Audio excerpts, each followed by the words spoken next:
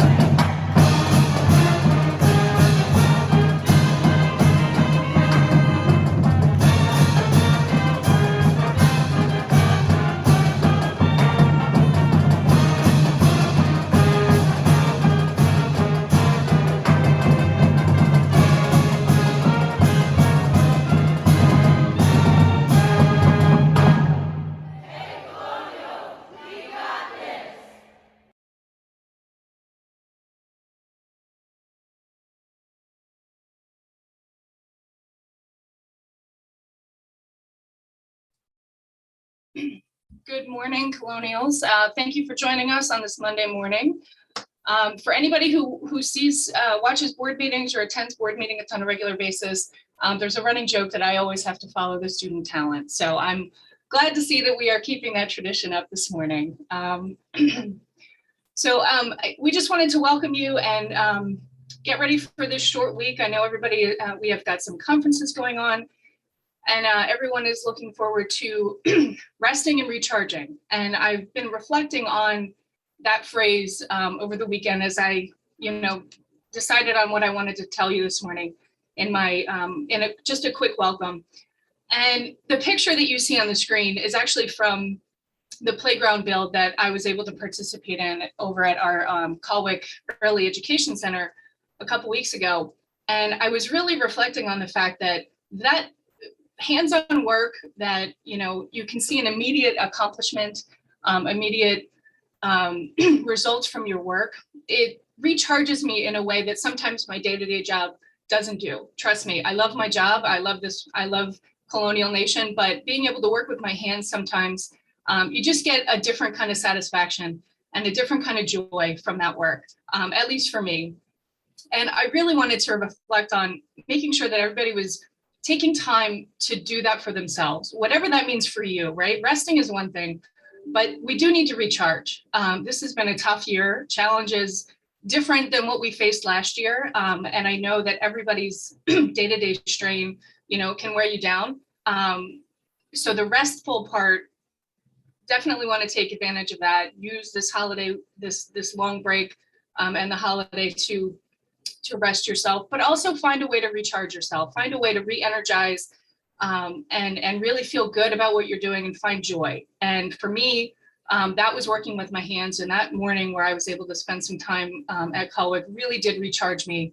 And it was really impactful. So I just encourage everybody to do the same for yourself, whatever that looks like, whether it's gardening or maybe it is a spa day or taking a nice long bath, but recharging yourself is just as important and getting that energy back and that and that joy. So I encourage you to do that and take advantage of this holiday. Have a great day of conferences and a nice short week that we're looking forward to. And I am going to pass it back to Dr. Menz. I'm sorry, I think it's back to Dr. Lyda. Yeah, thank you very much, Emily. I appreciate it. And the playground build was a blast. It really was. I appreciate you think about that from a re-energizing perspective. So thanks to everyone for all that you've done so far this year. We know that it's not been an easy road, but we also know that those efforts have made a significant impact on our kids. Everyone in Colonial collectively contributes to improved outcomes, and it's important to take that time to reflect on your impact as well. And as many of you are prepping for conferences today with caregivers, be sure to take a minute to recognize the students' growth, as I know you've planned, but also take a minute to reflect on your actions and the behaviors that created the conditions for success in your classrooms and for those kids. We are in education to make a positive impact, and you deserve that reminder and recognition every single day. Today, we don't have any special guests, unfortunately, so there will not be any, as far as like no Beyonce, no Bruno Mars, but in the future, I'm hoping that we're going to be entertained by them again, or maybe John Alice Cooper, Betsy Fleetwood Mac, or Jeff Menzer at work. We'll see what happens. I'm excited to push their creativity. And instead, we're going to take some time to share Colonial strategic plan. We changed the odds. I'm going to drop that link into the chat here in a second. And we're also going to have an opportunity to once again hear from Dami and Cheyenne to give us an update on their year from the student perspective. And then we're going to wrap it up with Dr. Menzer and talking about We're Back. So if you could take a second, so I put on many of the slides, you'll see here a link at the bottom to the strategic plan homepage, and then also the QR code to that page as well. Like I said, it's in I put in the chat the PDF of the document, which looks like this. It's hard to see with this virtual background, so that didn't work out so well. So the document is designed to provide Colonial with a roadmap on our journey towards continuous improvement. And as you may recall, 16 months ago, we presented the process that we are going to use to engage the Colonial community to develop the plan. And in spite of the pandemic, we were able to elevate the voices of students, staff, and parents and share with you the culmination of that work and an update on the coming stages. And so thanks to everyone that participated in all of those strategic planning sessions. So why do we develop a plan? Well, we know that the work of strategic planning is critical to helping districts build on their assets and continue to improve. And we have a ton of assets in Colonial.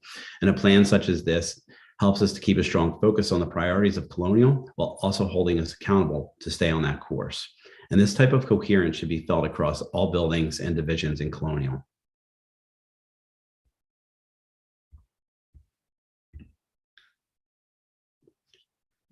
And what is a strategic plan? It's a living roadmap that allows us to continue to evaluate our progress on the trip and make adjustments.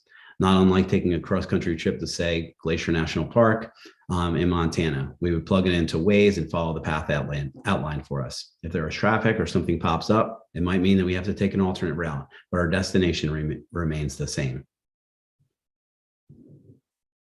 We're going to Cleveland, right, Jeff? You should have had Waze built into your plugged in. So trust the process. Not 100% sure based on the Sixer success over the last couple of years, whether or not that's the right phrase, but it still applies for us today. I want to quickly review the graphic with you to help you understand how robust the process was. We had multiple stakeholders engaged in our early process. We had over 20 sessions with hundreds of people that participated, not in each session, but collectively, where we spoke with families, students, and staff members at all levels of the organization to help to understand their hopes and dreams for Colonial students for the next 5 years. We then met with a design team comprised of family members, community stakeholders, district staff who met monthly this summer to build out the plan. And then currently we're in both the implementation and engagement phase. And today is really the first engagement session that should help all staff understand the plan. After the winter break, we'll begin engagement sessions with parents, students, and the broader community. We'll also begin to develop implementation plans for each of the priorities that have been identified. So now I'm going to take a few minutes to walk you through the various elements of the plan. As I share the plan this morning, I ask that you reflect on this question. Where do I see myself and my opportunity for impact within this plan? Again, you can use the QR codes that are in the corner, or you can use the website, or you can just follow along as I speak. So in most strategic plans, you'll find a mission and a vision. And it can be found on page 2 of the plan. Each of these are integral parts of the plan, and were developed by gathering input from stakeholders during engagement sessions and through requests for people to share their hopes and dreams for Colonial. Many of you did that, so thank you so much. These were gathered, and members of the design team worked to craft the statements that you see here. As a reminder, a mission statement describes who we are, what we do, and who we serve, while the vision statement is an aspirational statement that describes what the organization hopes to achieve or be in the future. It's intended to be high level, that articulates long-term goals while illustrating what students will learn and how to do as a result of will learn how to do it as a result of their education in Colonial. Additionally, you will find some general information about the district.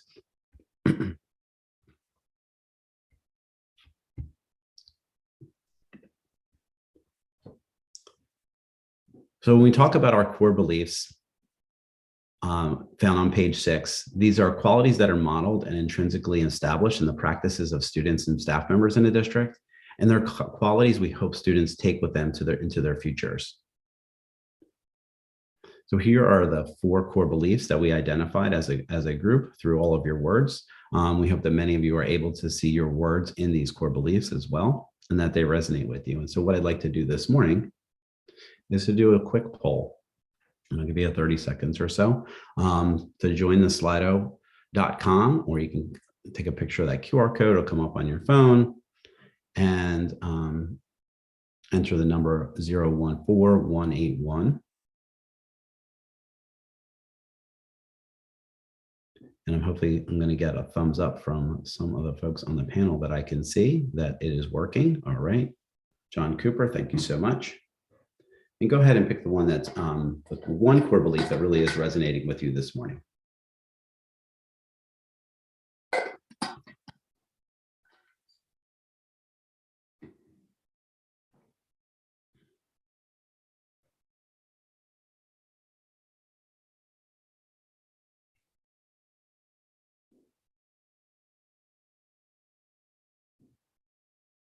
All right, John, I know you were one of the first ones in there. Which one did you pick, and why did it resonate with you so much this morning? I picked bold, and I'm keying in particular on what we're doing to provide equitable access and high quality instruction, and particularly conditions. The work that we're doing around providing wellness centers and additional supports for our students. Thank you very much. All right. So here are some of the results. If you want to keep going and entering yours, that would be fantastic. Thank you for those that have already put in there. And a lot of people are feeling authentic this morning. So thank you for that. And I think that's really important, especially, thinking about developing meaningful relationships today and tomorrow are really our prime opportunities for us to further our relationships with our parents.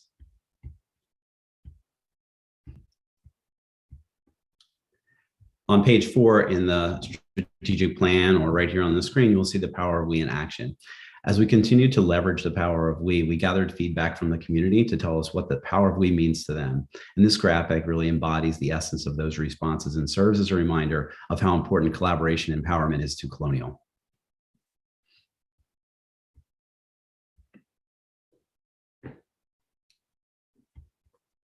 And on page 7, you're going to find a newly designed graphic depicting our pillars.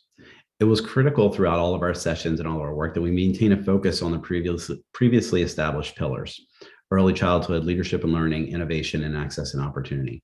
The pillars continue to serve as our areas of focus for the next several years, but it's critical that our focus is through the lens of equity. Thus, you see that equity is the foundation upon which all of our pillars are set and stand. We continue to challenge everyone to teach, lead, and learn through the lens of equity, and work together to eliminate racial and gender academic opportunity and experience gaps to ensure equitable outcomes for every child.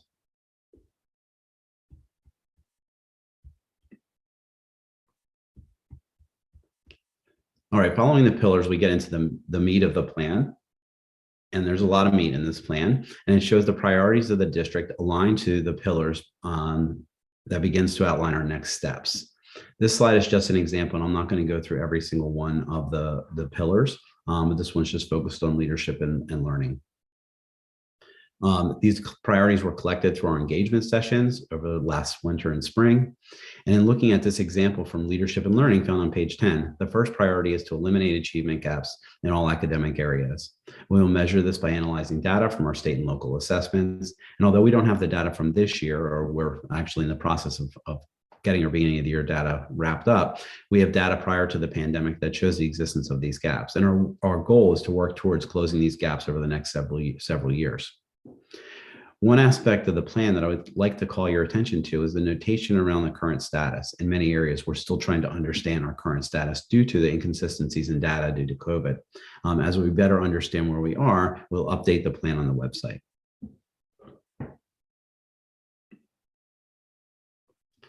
And so as we begin to think about our next steps, and although the work over the last 16 months has been very challenging, the real challenge lays before us. We're going to set up a series of events, as I explained earlier, to inform the community of the strategic plan, by also combining some relevant topics. We want to continue to work to elevate the voices within our community and find themselves within the plan like we're doing today. Each priority will have an implementation plan that will help us stay focused, disciplined, and accountable. And so we'll be looking for many of you to participate in those sessions where we design those implementation plans. We'll work with our schools and divisions to align their priorities with the district so we can work in greater coherence towards improved outcomes for kids.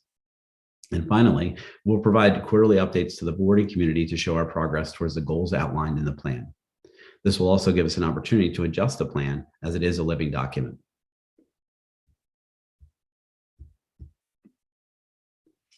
All right, I know it was fairly quick, but I wanted to give everyone an opportunity to, as you were thinking about the plan and even reviewing some of the other priorities that are in here. And I know I only went over the leadership and learning priority, but where do you see yourself in the plan and your opportunity for impact within this plan? So if you could, again, take a minute using the Slido poll.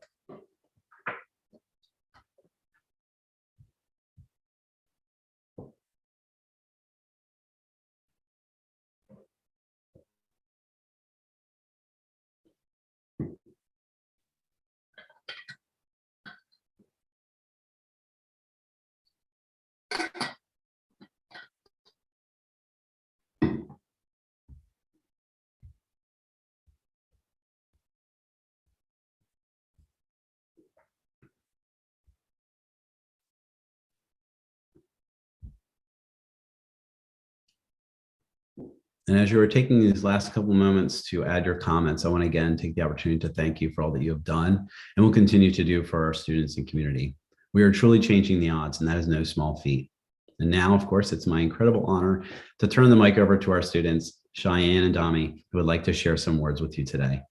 Cheyenne and Dami, take it away.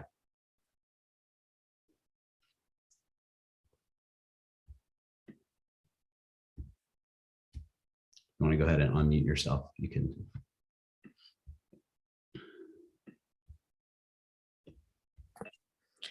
Good morning, everybody. I would just like to say that you guys have been doing an amazing job since we've been back. Everything has been running very smoothly. There's been a lot of difficulties with transportation and getting everyone situated now that we're back in the classroom and just everything like that. And I feel like you guys are handling the pressure very well. And we as students really appreciate it. Being away from the building was really hard for me personally during quarantine and everything like that. And being back has definitely been great, seeing my teachers every day, catching up with people, and best of all, staying safe and still being able to have that school community. So I just like to say thank you for that, and that I appreciate you, and we see you and all your hard work and everything you do. Thank you. Have a nice day, everyone.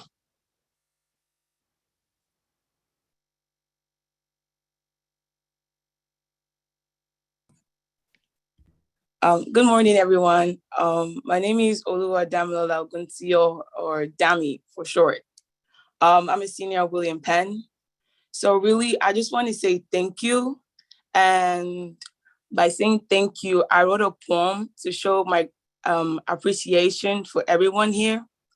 But before I start, I want to make known the use of the word educator instead of the word teacher in my poem. So a few days ago, I researched the meaning of a teacher, and I saw it was just somebody who teaches somebody something new. I'm sorry. But then I researched the meaning of an educator, and it said it's a person who gives intellectual, moral, and social instruction. The person who teaches, informs, inspire, and motivate their students. And that is what every one of you here does. So I feel a teacher is undermining what you're really doing, and then the educator shows what you really do in the classroom. So I'm gonna start. Thankfulness, gratitude, appreciation. So much to say, not enough time in the world to express the amount of gratitude an educator should receive. Since Thanksgiving is fast approaching, I look back at the start of the school year with people nervous, who could calm the minds of nervous students and still have their own anxiety to settle. One word, 8 letters, educator. What power of patience and understanding is like that of an educator? You're examples of real models, not role models. To me, you're as authentic as it gets. The seed in which every one of you have planted into the students will help them bloom. So thank you, educator, because you truly inspire us students. For all the students you provided an education and have given lesson on motivation, I say thank you. For what you teach with each passing minute a day will forever help students in their lifetime. I say thank you. You're the heart of every classroom, the soul of every school, creating masterpieces every day with the words of your mouth, the movement of your body. Such grace and tolerance. For that, I say thank you. Thank you. Once again, I would like to say a very big thank you, and I really appreciate the work everyone here does, because you are amazing. You're wonderful, and the way you impact students is like no other. Thank you. Thank you, Dami. So I don't know, Emily. I think it would have been easier to follow the marching band, but that's all right. So it's exciting to be here this morning. Someone can move to the next slide. Don't know who's controlling it.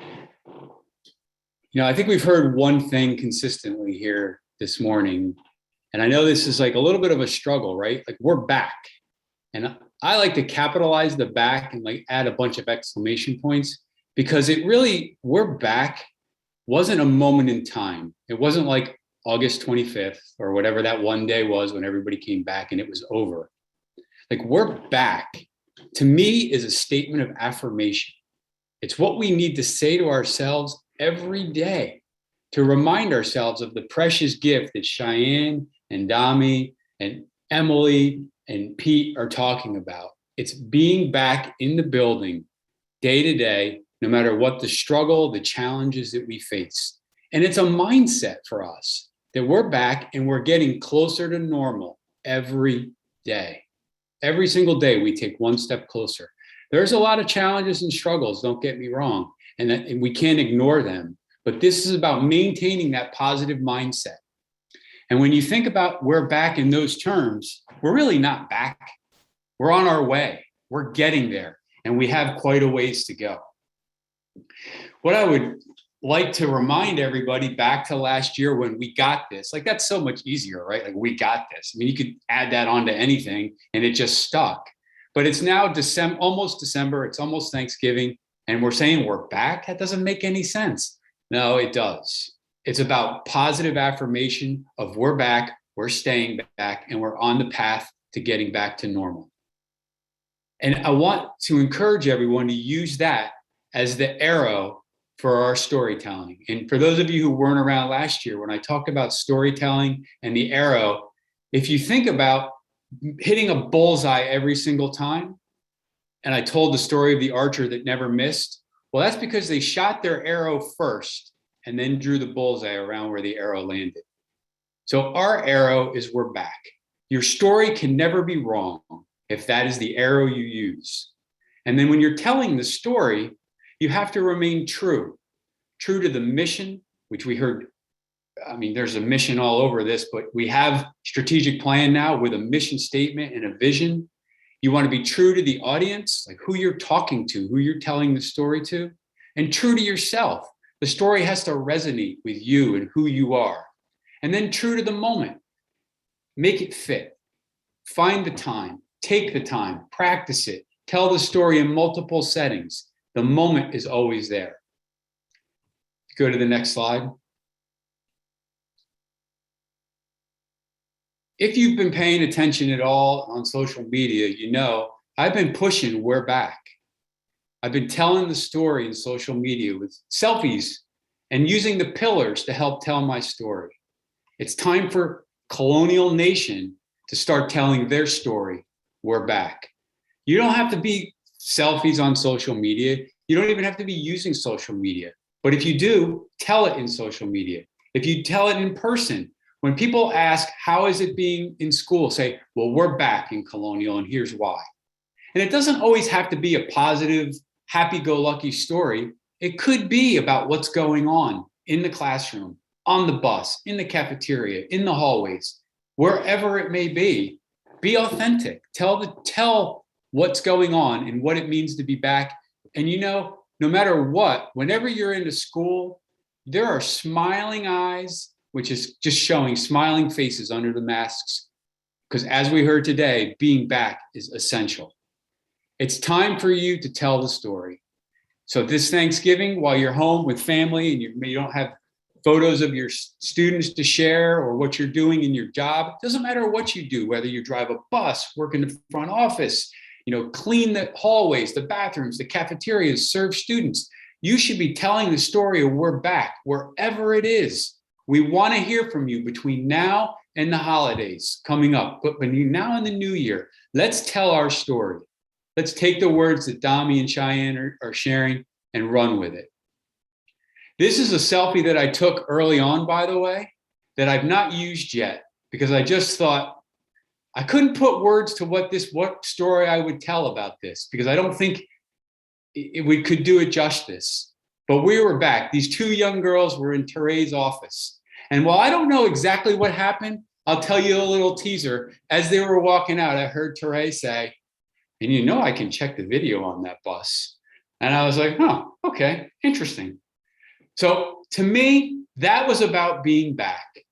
It wasn't about the struggles and strife. It was about hearing words that you heard all the time back when we were normal, back when things were running. So please, to Emily's point, relax, but recharge. Find the energy, the passion to continue to tell our story because everyone needs to know we're back. Thank you. Enjoy the time with your families and have some great parent conferences today. And I'll turn it back over to you. Oh, Pete, I'll tell the smart comment Pete made about the trip to the Cleveland thing, just to put it in context. What was normally a 6.5-hour ride to Cleveland a while back was actually a 12-hour ride. And yes, I did use Waze and it was too late to get off because there were no exits between where we were and the accident that had us sitting for 4.5 hours as we were making our way there. Arrival time, 10 o'clock, not really, actually 3:30 a.m. Just in time to see the girls swim. So anyway, have a great break all. Thanks for the clarification on that, Jeff, for everybody. Yeah. I'm really sorry to hear about that, by the way. It sounds really awful. Hopefully we'll have much better, less traffic over this Thanksgiving travel for anybody who's traveling. All right, so as we head on out, we have some thank yous from our students and staff. Enjoy. I'm thankful for family. I'm thankful for my mom and my phone. I'm thankful for my family and friends. I'm thankful for my ability to learn very quick and my family. I'm thankful for winning my football game and having great friends and family.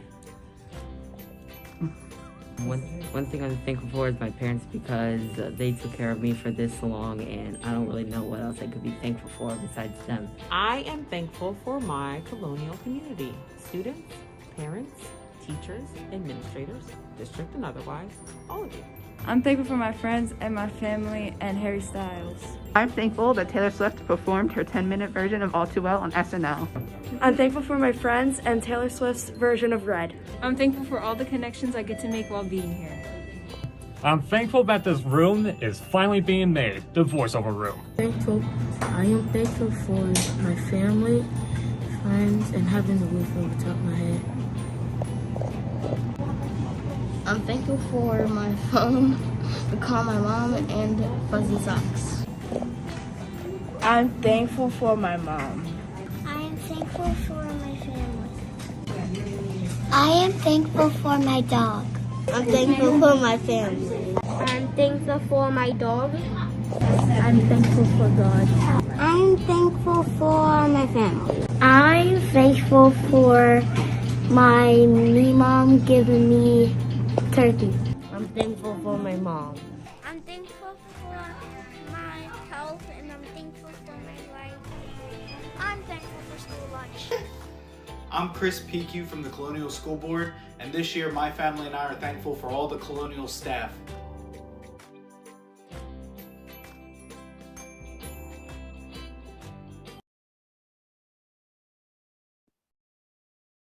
Thank you very much, everybody. Have a great day today and tomorrow with your conferences and everything else that you're doing. And we look forward to seeing you on the other side of the holiday break.